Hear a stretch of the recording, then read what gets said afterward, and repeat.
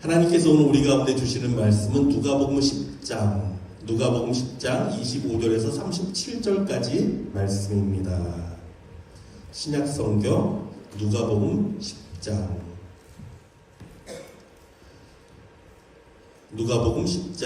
25절에서 37절 말씀. 같이 읽도록 하겠습니다. 시작. 어떤 율법 교사가 일어나 예수를 시험하여 이르되 선생님, 내가 무엇을 하여야 영생을 얻으리이까? 예수께서 이르시되 율법에 무엇이라 기록되었으며 내가 어떻게 읽느냐? 대답하여 이르되 내 마음을 다하여 목숨을 다하여 힘을 다하며 뜻을 다하여 주 너희 하나님을 사랑하고 또한 내 이웃을 내 자신같이 사랑하라 하셨나이다. 예수께서 이르시되 내 대답이 옳도다. 이를 행하라. 그러면 살리라 하시니 그 사람이 자기를 옳게 보이려고 예수께 여짜오되 그러면 내 이웃이 누구이니까? 예수께서 대답하여 이르시되 어떤 사람이 예루살렘에서 여리고로 내려가다가 강도를 만나매 강도들이 그 옷을 벗기고 때려 거의 죽은 것을 버리고 갔더라. 마침 한 제사장이 그 길로 내려가다가 그를 보고 피하여 지나가고 또 이와 같이 한 레위인도 그곳에 이르러 그를 보고 피하여 지나가되 어떤 사마리아 사람은 여행하는 중 거기 이르러 그를 보고 불쌍히 여겨 가까이 가서 기름과 포도주를 그 상처에 붓고 싸매고 자기 짐승에 태워 주막으로 데리고 가서 돌보아 주니라. 이튿날 그가 주막 주인에게 데나리온 2를 내어주며 이르되 이 사람을 돌보아 주라. 비용이 더 들면 내가 돌아올 때 갚으리라 하였으니 내 생각에는 이 세 사람 중에 누가 강도 만난 자의 이웃이 되겠느냐? 이르되 자비를 베푼 자니이다. 예수께서 이르시되 가서 너도 이와 같이 하라 하시니라. 아멘. 자, 오늘 제목은 강도 만난 자의 이웃. 이런 제목으로 말씀을 좀 보도록 하겠습니다. 자, 먼저 우리가 사복음서가 있죠. 뭐죠? 마태, 마가, 누가, 요한복음이죠. 이거 개관을 좀 잠깐 이야기하고 가면 더 좋을 것 같아요. 자, 제가 이거는 늘 몇 번 말씀드렸는데, 자, 맨 처음에 마태복음은 누가 썼죠? 마태가 기록했죠. 누가복음은 누가 기록했어요? 누가. 또 마가복음은 누가 기록했어요? 마가. 요한복음은 요한. 그래요. 자, 제일 먼저 기록된 성경이 무엇일까요? 마가복음이에요. 마가복음이 가장 먼저 쓰여졌습니다. 자, 원래는요, 예수님이 승천하시고 나서 우리 생각에는 바로 복음서가 쓰여졌을 것 같은데 그렇지 않습니다.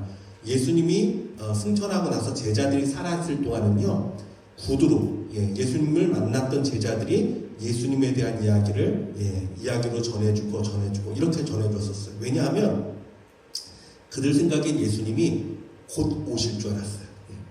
근데 이제 제자들도 나이가 막 들어가고 이제 복음서를 남겨야 할 필요가 있게 됩니다. 그래서 복음서가 쓰여지는데 제일 먼저 마가라는 사람은 어떤 사람이었죠? 원래 마가는 바울과 함께 전도 여행을 갔다가 중간에 돌아서는 바람에 바울이 나는 이제 마가랑 같이 못 간다 했던 사람이에요. 그러니까 어떻게 보면 실패했던 선교사입니다. 그런데 그가 누구에게 갑니까? 베드로가 그를 감싸줘요. 참 베드로가 귀한 사역을 했어요. 베드로가 그를 감싸줘요. 아들처럼 돌봅니다. 그래서 마가복음을 기록하는데 이 사람이 어쨌든 선교의 사역을 갔던 사람이잖아요. 그러니까 누구를 향해 썼냐면 로마인들, 원수였던 그 당시에 로마인들을 향해서 예수에 대해서 가리키고 예수에 대해서 설명을 해야지. 그래서 그 기록을 남긴 게 마가복음이에요. 근데 이 마가복음은 권위를 어디에 두냐면 사실상 베드로에게 둡니다. 왜냐하면 마가가 베드로 밑에서 배우고 성장을 했으니까 사도 베드로가 예수님의 제자였던 베드로가 예수님에 대한 보고 겪은 것들을 마가에게 이야기해 줬구나라는 것을 우리가 알 수 있습니다. 자, 그래서 마가복음이 기록돼요. 그래서 이 마가복음의 대상이 말씀드렸듯이 로마인들이기 때문에 로마 사람들은 군대잖아요. 그쵸? 그러니까 군인들은 어떻습니까? 말씀이 임하면 무조건 명령이 어떻게 하죠? 즉시 따르잖아요. 그래서 이 마가복음에 제일 반복되어 나오는 단어 중에 하나가 뭐냐면 즉시, 곧, 이런 단어가 많이 나와요. 그러니까 예수님이 어떤 모습으로 오시는가, 사복음서는 그래요. 그러니까 예수님이라는 모습이 있는데 우리가 예수님을 하나에 담을 수가 없어요. 예수님의 행적과 그 모습을요. 그렇죠? 예를 들어 저에 대해서 누가 이야기를 쓴다 그래도 우리 성도들이 보는 저에 대한 윤목사에 대한 입장이 있을 거고, 또 때로는 우리 아내가 나를 바라보는 시각이 있겠죠. 또 우리 자녀들이 나를 바라보는 시각도 있을 거 아니에요. 그런 것처럼 사복음서 각자의 시각이 있어요. 그래서 마가복음은 특별히 어떤 예수님? 종으로 오신 예수님. 종으로 오셨지만 그분은 어떤 분이에요? 능력이 많은 분이에요. 능력 있는 권위분. 그래서 마가복음은요, 능력에 대한 말씀들이 가장 많이 나와요. 예수님 행한 능력들이 제일 많이 나와요. 그리고 어떻게 해요? 즉시 행하면, 예수님 말씀 떨어지면요, 즉시 순종할 때 역사가 나타납니다. 이게 마가복음의 특징이에요. 예수님의 말씀에 즉시 순종하고 그때 하나님의 역사가 나타나요. 마가복음은 그렇게 기록됐어요. 그리고 그 다음에 기록된 게 마태복음입니다. 마태는 누구를 향해 썼냐면 유대인들을 향한, 유대인들을 바라보고 예수님께서 유대인들에게 어떻게 나타나시고 어떻게 역사하시는가. 그래서 마태복음의 특징은 예수님을 어떤 분으로 보냐면 왕으로 봅니다. 어떤 왕? 예언 가운데, 말씀 가운데 기록된 왕으로 오신 예수님을 주목해요. 왜 그렇습니까? 유대인들의 마음 가운데는 누구를 기다려요? 메시아를 기다려요. 다윗 왕, 오실 다윗 왕을 기억한단 말이에요. 왕으로 오실 분을 기다리고 있단 말이에요. 그들 가운데 마태복음이 말씀을 주는 거예요. 기록된 말씀대로 바로 예수 그리스도가 오셨다. 그래서 마태복음에 자주 반복되는 건요, 기록된 바, 이런 구약을 인용해서 예수님이 바로 이분이다. 이분이 바로 너희가 찾는 그 왕이시다. 왕에 대한 말씀이 아주 많이 나옵니다. 그래서 마태복음에는 왕에 대한 모습이 집중이 돼요. 자, 그리고 누가복음, 그 다음에 이제 누가복음이 기록됩니다. 누가복음은 누구에 의해서 썼다고요? 누가에 의해서 기록된다는 죠. 누가는 어떤 사람입니까? 바울과 함께 전도 여행을 떠났던 사람이고, 의사였죠. 의사로서 사실 바울을 도왔던 사람이에요. 그러니까 누가가 성경을, 복음서를 쓴다면 누구를 향해 쓰겠어요? 이방인들, 헬라인들. 그래서 누가복음은요, 헬라인과 이방인들을 향해, 특별히 데오빌로 각하여 이렇게 시작돼요. 그리고 누가복음은 1편과 2편이 있습니다. 1편은 누가복음이죠. 2편은 뭐죠? 사도행전. 사도행전. 그래서 누가복음이요, 사도행전도 데오빌로 각하여라는 말이 나와요. 이 연결돼 있어요. 사실은 사도행전과 누가복음은 연결된 거예요. 그래서 이방인들을 향한 예수님의 마음이 잘 나타났어요. 그래서 누가복음에 보면 특별히 소외당한 자들, 여인들, 아이들, 병든 자들, 과부, 이런 소외되고 약한 사람들에 대한 마음이 제일 많이 나타나 있어요. 누가가 의사다 보니까 의사가 성격이 어때야 돼요? 꼼꼼해야 되잖아요. 그러니까 이제 누가복음이 성경에 제일 길어요. 그리고 연대순으로 잘 기록되어 있고 역사적으로 기록되어 있는 책이 누가복음이에요. 누가복음에는 그래서 다른 데 드러나지 않은 사랑에 대한 이야기. 예를 들어서 탕자의 비유가요, 누가복음에만 나와요. 오늘 말씀을 본 사마리아인의 비유도, 선한 사마리아에 대한 이야기도 누가복음에만 등장합니다. 예수님의 그 이방을 향한 또 잃어버린 자들을 향한 사랑이 잘 기록된 게 누가복음이다. 이렇게 되어 있어요. 요한복음이 제일 마지막에, 요한 사도가 정말 마지막에 나이 많이 들어서 쓴 것이 요한복음이에요. 요한복음은 어떻습니까? 완전히 관점이 틀려요. 예수님은 어떤 분이에요? 하나님이에요. 태초에 말씀이 계신다. 시작도 틀려요. 족보 다 필요 없어요. 요한복음은. 왜? 그분이 하나님이신다. 태초에 말씀이 계신다. 이 말씀이 하나님과 같이 있었으니 이 말씀은 곧 하나님이라. 요한복음은 하나님이시 되신 예수 그리스도, 그를 믿는 자가 구원을 얻는 것. 요한복음도 특별합니다. 자, 이렇게 사복음서의 특징이 있어요.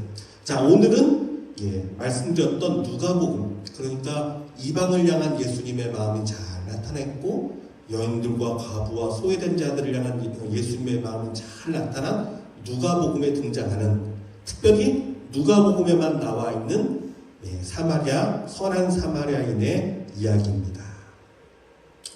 자, 말씀을 보기 전에 또 배경을 또 좀 살펴보면 우리가 이해가 더 쉽습니다.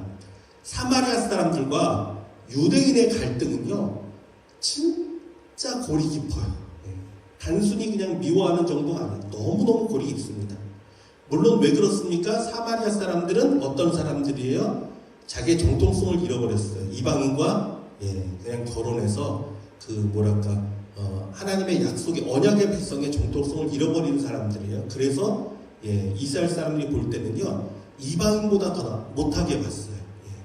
그래서 그냥 크게 하는 말로 정말로 개나 돼지보다 더 못한 아주 기분 나빠하는 사람들이 사마리아 사람들입니다. 그런데 역사적으로 보면 그럴 이유가 또 있었어요. 왜 그랬냐면은 바사온 고레스의 칙령으로 이스라엘 백성이 유대인들이 성전을 건축하기 위해 예루살렘을 향했잖아요. 예루살렘에 갔는데 그 당시에 거기에 살던 사람들이 누구냐 하면 바로 이 사마리아인, 후에 사마리아 사람이라고 불리는 사람들이에요. 그러니까 그곳에 살면서 이방인들과, 왜냐하면 이 아수르가 이 북이스라엘을 무너뜨리고 나서 정책이 뭐였습니까? 그 민족을 다른 여러 나라에 막 흩어버려요. 또 그 땅에 다른 민족들을 살게 해요. 이게 정책이었거든요. 그러니까 그 땅에 남아있던 소수의 민족은요, 어쩔 수 없이 이방 사람들, 그냥 아수르에서 이곳에 막 보낸 이방 사람들, 또 바벨론이 나중에 바벨론이 유다를 무너뜨렸잖아요. 그러니까 바벨론이 또 보낸 이방 사람들, 원래 사람들은 다 포로로 끌려갔으니까, 그러니까 혼합해서 살기 시작합니다. 그래서 이 북이스라엘 사람들이 막 혼합해서 그냥 같이 살기 시작하면서 또 예루살렘에서도 와서 그 땅에서도 살기 시작했어요. 그리고 거의 70년이 지났어요. 그런데 어느 날 갑자기 바사왕 고레스가 칙령을 내려서 예루살렘을 회복하기 위해 유대인이 왔답니다. 왔어요. 이 사람들이 성전을 건축한답니다. 그리고 이 땅은 자기네 땅이라는 거. 그리고 자기네들은 혼혈이라서, 쉽게 말하면 정통성을 버렸기 때문에 같이 성전을 짓는 일에도 함께 할 수 없다라는 거예요. 그러니까 어떻게 합니까? 아주 못되게 굴었어요. 성전 짓는 거를요, 얼마나 회방을 하고, 또 음해를 하고, 왕에게 모함을 하고, 심지어는 막 공격을 하고, 약탈을 하고, 너무나 나쁜 짓을 많이 했어요. 그러니까 유대인들 입장에서는요, 정말 생명을 버리고 정말 모든 것을 내려놓고 성전을 건축하러 왔는데, 이 사람들 때문에 너무너무 아픈 상처를 많이 겪었어요. 그게 얼마나 상처가 되고 얼마나 뿌리가 깊었는지, 시간이 지나면서도 이 유대인들이요, 이 사마리아 사람들을요, 정말 미워하기 시작합니다. 그래서 기록을 보면요, 이 예수님 당시에도 갈릴리에 사는 사람들이 있었어요. 유대에서. 갈릴리에서 예루살렘을 향해, 예수님도 갈릴리 쪽에 계셨잖아요. 예루살렘을 가다 보면 사마리아 지방을 가야 돼요. 직선으로 가자 그러면. 근데 대부분의 유대인들은요, 사마리아 지방을 통과하지 않았습니다. 어떻게? 멀리 돌아갔어요. 그냥 저 밑에 여리고를 돌아서 감격을 해서 이렇게 올라오고요. 왜? 꼴도 보기 싫은 거예요. 그러니까 예수님이 사마리아 지방에 가서 수가성에서 여인에게 물을 달라니까 여인이 황당해 하잖아요. 당신이 유대인인데 내게 물을 달라고 하냐. 왜? 그만큼 서로 앙숙이었으니까. 자, 이렇게 사마리아인과 유대인들은 아주 뿌리 깊은 상처가 있고 아주 미워하는 마음이 있었단 말이에요. 자, 또 하나 생각해 볼 것은 랍비라고 말하죠. 그걸 한번 생각해 보죠. 랍비가 누구냐면 율법사를 말합니다. 율법을 가르치는 사람들, 이 사람을 랍비라고 불렀어요. 율법 선생들, 이게 랍비란 말이에요. 유대인의 탈무드라고 있습니다. 탈무드에서 유대인들이 가장 좋아하는 이야기 중에 하나가 뭐냐면 아키바의 사랑 이야기라는 게 있어요. 아키바의 사랑 이야기. 탈무드에 나오는 거. 내용이 어떤 거냐면 어느 부잣집에서 종으로 일하는 아키바라는 사람이 있었습니다. 종이었어요.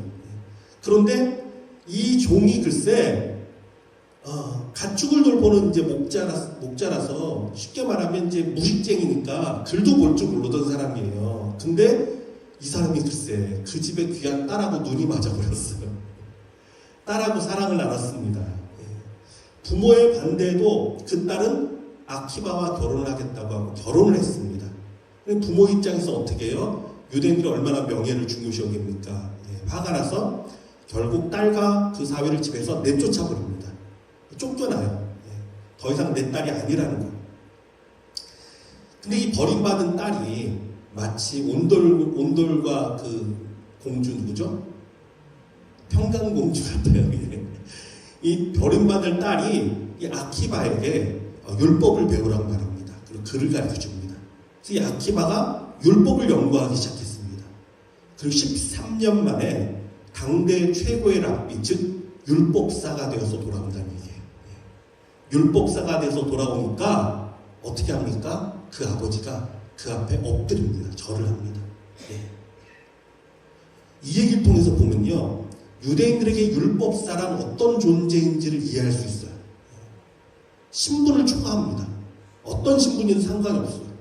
아무리 종이었고 아무리 그랬던 사람이라도 율법사가 되면은, 그러니까 진짜 율법사가 되기 힘든 거예요. 랍비가 되기 힘들어요. 근데 진짜 유명한 율법사가 되면은 그 아버지가 엎드려져요. 경배합니다. 그만큼 이 율법사에 대한 존경심이 아주 강한 민족이에요. 그리고 이 율법 지식에 대한 자부심이 이 율법사들이 어땠겠습니까? 하늘을 찌르죠. 그렇지 않겠어요? 그냥 몇십 년 동안 율법만 파고들었단 말이에요. 율법만 봤어요. 그러니까 율법에 대한 해석과 지식이 아주 깊습니다. 그러니까 그 교만이요, 정말 하늘 끝까지 올라갔어요. 자, 이제 오늘 본문으로 바로 들어가겠습니다. 한 율법 교사, 율법사가 예수님을 찾아왔습니다.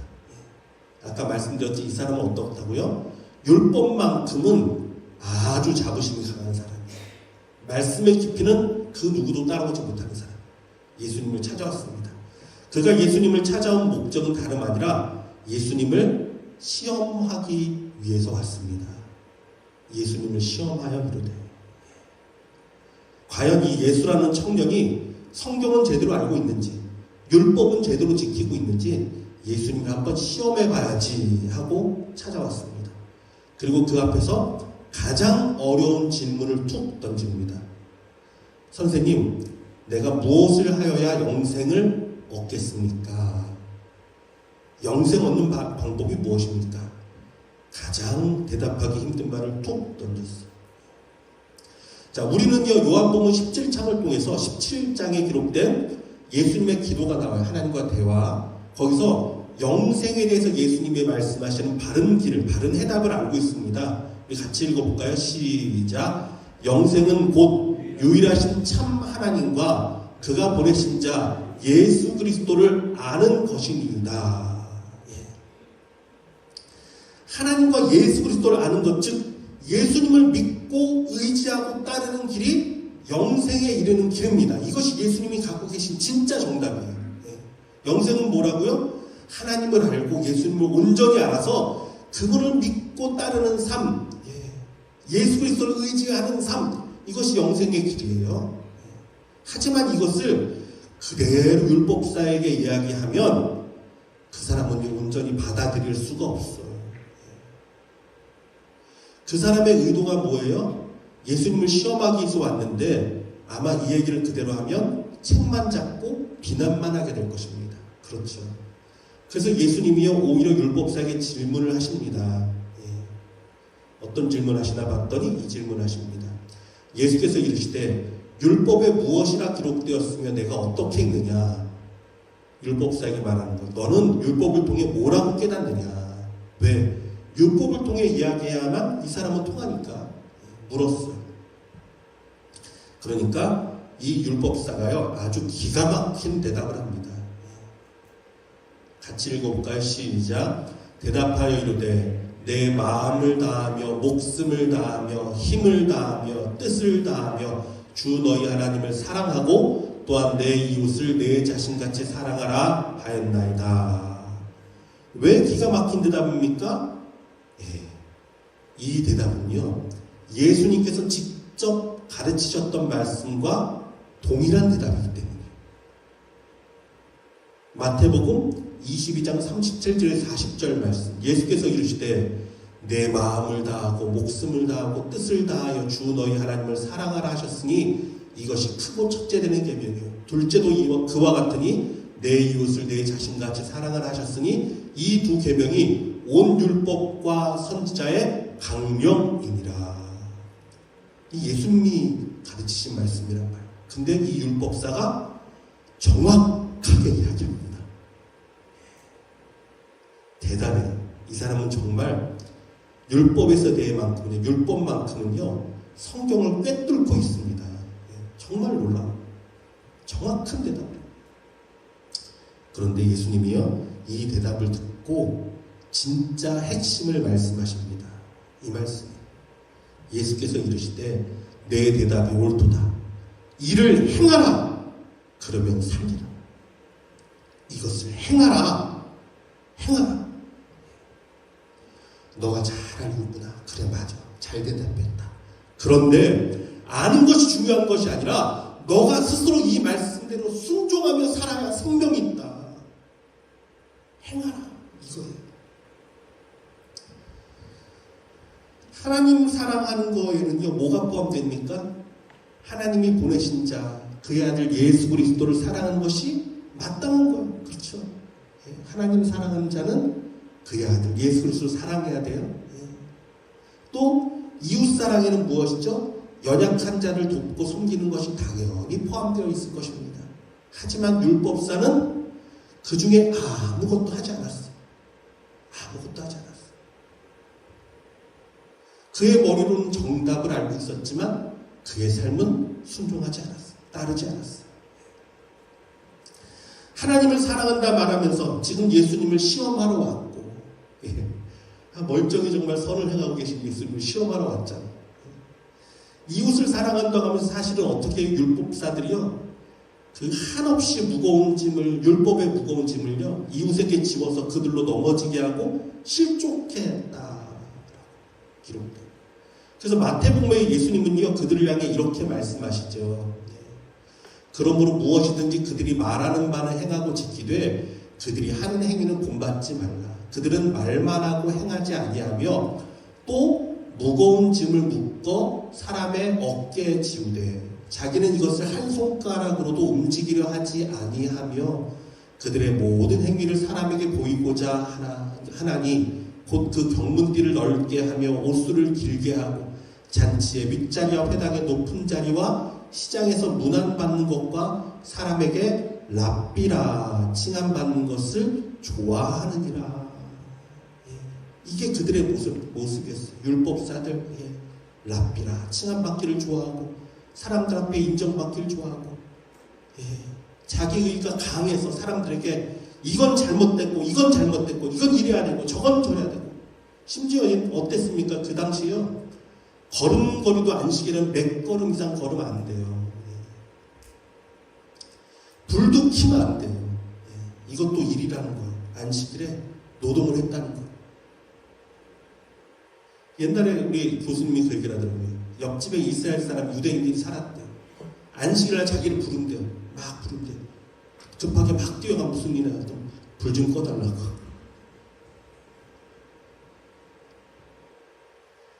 그냥 막 율법의 짐을 가득가득 지웁니다. 이래야 된다, 저래야 된다. 근데 자기는 어떡하다고? 손가락도 움직이지 않으려 한다. 사람들 앞에 의롭게 보이고 칭찬받기만 좋아했지 자기는 말씀대로 살지 않았습니다. 다른 사람에게 무거운 짐만 더 지워서 쓰러지게 했습니다. 그러니 예수님이 그에게 말씀하신 것입니다. 너가 잘 대답했는데 너가 그대로 행하라. 하나님 사랑하고 이웃을 사랑하고 그러면 살 것이다. 그랬더니 율법사가 지지 않고 또 한마디를 합니다. 그 사람이 자기를 옳게 보이려고, 또 자기를 옳게 보이려고 예수께 여짜오되 그러면 내 이웃이 누구입니까? 내 이웃이 누구입니까? 마치 이거예요. 그러면 내가 사랑을 베풀어요. 아니, 내 사랑을 받을 자격이 있는 사람이 누굽니까? 누구에게 내가 이 사랑을 베풀면 됩니까? 마치 주님 말씀만 하시면 내가 사랑하겠습니다 라는 것처럼 내 이웃이 누굽니까를 물었어요. 그러자 예수님이 그때 선한 사마리아인의 이야기를 시작을 하십니다. 예루살렘에서 여리고로 내려가던 어떤 사람. 예루살렘은 아주 높은 고지예요. 여리고는요, 산 옆이기 때문에 해발 더 아래예요. 거의 거리가 아마 1000m 이상 되는 거리로 알고 있어요. 아주 높은. 그래서 가면요, 거리는 길지 않은데 계속 내려가야 돼요. 여리고 가려면. 올라가려면 계속 올라가야 돼요. 예루살렘으로 가려면. 내려가는데 강도를 만났습니다. 다 빼앗기고 어떻게 두들겨 맞은지 죽게 되었습니다. 죽어가고 있습니다. 그때 제사장이 내려가는 길이라고 했어요. 제사장이 가다가 봐요. 제사장이 보고 달려가서 도와주는 게 아니라 그 사람을 피해서 멀리 내려가 버립니다. 또 레위인이 동일하게 내려가다 그 사람을 보고 또다시 피해서 멀리 가버립니다. 근데 어떤 사마리아 사람이 여행하던 중에 그를 보고서는 달려가서 불쌍히 여겨서 기름과 포도주를 그 상처에 붓고 싸매어주고 주막에 들어가서 주막 주인에게 데나리온 2를 주면서 내가 올 동안 이 사람을 돌아봐 달라. 혹시나 금액이 모자라면 내가 더 지불할 테니까 꼭 좀 돌봐달라 부탁했다는 거. 자, 앞에서 설명했듯이 이 사마리아와 유대인은 어떻다고요? 원수란 말이에요. 원수. 근데 이 지역이 어딥니까? 유대 땅이에요. 지금 벌어지고 있는 일이 유대 땅이에요. 사마리아 지역이 아니에요. 어떤 이유인지 몰라도 이 사마리아 사람은요, 유대 땅을 여행하는 사람이라고 했으니까 유대 땅을 오게 됐어요. 글쎄요, 어쩌면 예루살렘 성전을 향해 나아가고 있는 사람일지도 모릅니다. 예배하러. 뭐 어쨌든 간에 이 사마리아 사람이 유대 땅에 와 있습니다. 여행객이에요. 어쩌면 유대 땅을 지나면서 무시와 차별을 받았을 수 있습니다. 아니, 당연히 그랬을 거예요. 유대인들은 사마리아 사람들을 보면 그냥 보지 않아요. 그냥 잘 대해주지 않아요. 왜 저 사람이 우리 지역에 왔냐? 화를 낼 수 있었습니다. 무시를 당했을 수도 있습니다. 그럼에도 불구하고 죽어가는 유대인들을 보고요, 그 유대인을 보고 불쌍히 여겨서 그를 도와줍니다. 반면에 제사장과 레위인들은요, 당시에 존경받고 거룩한 자라 부르는 칭찬받던 사람들이었습니다. 그 사람이 이 강도 만난 자를 보고 피해서 갑니다. 혹 이거를 어떤 사람은 이렇게, 저도 옛날에 그렇게 생각했어요. 이 제사를 드리러 가는 제사장은 부정한 시체를 당하면 부정하게 되거든요. 제사를 집례를 할 수가 없습니다. 그러니까 자기의 거룩을 지키기 위해서, 부정함을 피하기 위해서 피해간 건 아닌가라는 생각을 한 적이 있었어요. 또 많은 사람도 그렇게 생각하는 사람도 있어요. 그런데 제가 주석을 좀 참조해 보니까 저도 모르던 사실 하나 깨달았어요. 뭐냐면 성경을 보니까 내려가다가라는 표현이 나온 거예요. 보니까 이게 무슨 말이냐면, 내려간다는 게 뭐죠? 예루살렘에서 여리고로 가는 중이었어요. 제사장이. 무슨 말이냐면 아마도 제사가 있었다면 제사를 마치고 가는 길이었다는 거죠. 또 그 주석을 보니까 이렇게 나와 있어요. 톰라이트 주석을 보니까 심지어 제사장에는 버려진 시체를 매장해야 할 의무도 있었다라고 말하고 있어요. 그러니까 제사장의 의무 중에 하나가 버려진 시체가 있으면 그거를 매장해줘야 된다는 게 있었다는 거예요. 그러니까 부정하지 않기 위해서 피한 거다라고 말이 성립이 안 된다는 거죠. 어쩌면 강도에게 자기도 해를 입지 않을까, 혹시 근처에 강도가 있지는 않을까라는 마음일 수도 있고, 또 그 사람을 책임지고 갈 만한 사랑이 부족할 수도 있고, 어쨌든 이 레위인과 제사장은 사랑을 행하지 않았습니다. 피해갔습니다. 하지만 그들이 그토록 미워하고 싫어하던 사마리아 사람은요, 그가 비록 자기가 여행 중이었고, 여행 중에 어떠한 일을 당했는지 모르지만, 그는요, 모든 것을 뒤로한 채 긍휼의 마음으로 다가가서 그 일을 돕고 사랑을 베풀었습니다. 어쩌면 주막에 가서도 그 주인에게 차별을 받을 수도 있어요. 그렇죠? 사마리아 사람이니까. 그럼에도 불구하고 그는 최선을 다했습니다. 자, 이 이야기는요, 당시 거기 있던 예수님과 함께 있던 유대인들과 율법사가 듣기에 정말 민망한 말이에요. 그렇잖아요. 제사장, 레위인이 도망가 버리고 그들이 그렇게 미워하던 사마리아 사람은 사랑을 베푼다. 근데 예수님의 이야기를 다 들려주시고는 또다시 질문을 던집니다. 내 생각에는 이 세 사람 중에 누가 강도 만난 자의 이웃이 되겠느냐 질문하십니다. 이번에도 율법사는요, 정확합니다. 정확한 핵심을 짚어서 말합니다. 자비를 베푼 자가 이웃입니다. 이 사람은 참 진짜 똑똑한 사람이에요. 정확하게 핵심을 딱 짚어서 대답을 합니다. 그러자 예수님이 그에게 또 말씀하십니다. 너도 이와 같이 하라. 너도 이와 같이 하라. 율법사의 질문은 무엇이었죠? 누가 나의 이웃입니까? 다시 말해 내 사랑을 받을 만한 자격 있는 사람이 누굽니까? 라는 거였어요. 근데 예수님의 대답은 뭐죠? 너가 자비를 베풀어서 이웃이 되라. 너가 이웃이 되라. 특별한 어떤 사람이 아니라 모든 사람에게 너가 스스로 이웃이 되어서 다가가라. 자비를 베푸는 이웃이 되어서. 이게 예수님의 말씀. 자, 여러분, 우리 좌우에 옆에 앉은 분들 한번 얼굴 한번 쳐다볼까요? 네, 한번 돌아봐 주세요. 네. 여러분, 바로 내 옆에 앉은 사람에게 여러분이 참된 이웃이 되기를 원합니다. 네. 어떻게? 자비를 베풀어서, 사랑을 베풀어서, 긍휼을 베풀어서 내가 이웃이 돼야 돼. 누가 내 이웃이야? 나에게 사랑 베풀 사람이 누가 있어? 이게 아니라 내가 이웃이 돼야 돼. 내가 이웃이 되어 다가가야 돼. 이것이 예수님의 가르침입니다. 이 예수님의 가르침을 듣고 율법사는 사실적 예수님 발 앞에 엎드렸어야 합니다. 주님, 내가 율법을 가르치기만 했지 순종하지 않았습니다.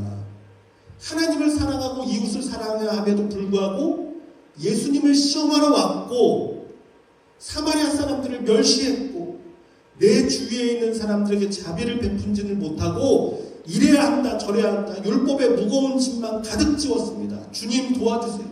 나도 거듭나기를 원합니다. 나도 새 사람 되기를 원합니다. 주님 도와주세요. 간구했어야 돼요. 기도했어야 돼요. 근데 그러지 못한 것 같아요. 뒷이야기는 나오지 않지만 그러지 못한 것 같아요. 사실 중요한 이야기 하나 제가 남겨놨습니다. 사실 선한 사마리아인의 비유에 감춰진 비밀 이야기가 있습니다. 그건 뭐냐면요, 바로 예수 그리스도의 이야기입니다. 인생의 강도 만난 우리. 여러분, 사실 우리 인생이 얼마나 험난합니까? 뜻하지 않은 인생의 고난을 겪기도 하고 예상치 못한 질병의 고통이 찾아오기도 하고 강도 만난 것처럼 감당하기 힘든 사단의 유혹과 시련에 넘어져서 죽어가는 영혼들 얼마나 많습니까? 그 누구도 도와줄 수 없고 내가 도움받기 원한 나에게 도움을 줬으면 하는 그 사람은 도리어 피하고 멀리하는 우리 인생에 누가 이웃이 되어주셨습니까? 예수님이 친히 이웃으로 찾아와 주셨습니다. 죄로 원수된 우리에게도 자비를 베푸시는 분. 여러분, 혹시 우리 가운데 마음의 고통으로 아파하는 분 여기 혹시 계십니까? 질병으로 고통받는 분 계십니까? 외롭고 우울한 심정으로 그 영이 죽어가는 것 같은 분 계십니까? 강도 만난 인생, 억울하고 답답한 인생, 나의 선한 사마리아인 되시는 예수님 앞에 나오기를 원합니다. 여러분의 마음을 두드리시는 예수님에게 여러분 인생을 맡기십시오.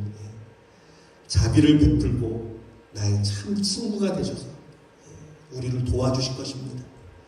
그분은 말로만 하는 율법사 같은 분이 아닙니다. 그분은요, 실제로 생명까지 다 내어주셔서 십자가에 달리신 분이, 다 주신 분이. 그러니 이 좋은 친구, 이 좋은 이웃 되시는 우리 예수님을 영접하기를 원합니다. 주님 도와주세요. 주님 앞에 나아가기만 합니다. 오직 주님만이 나를 회복시키십니다.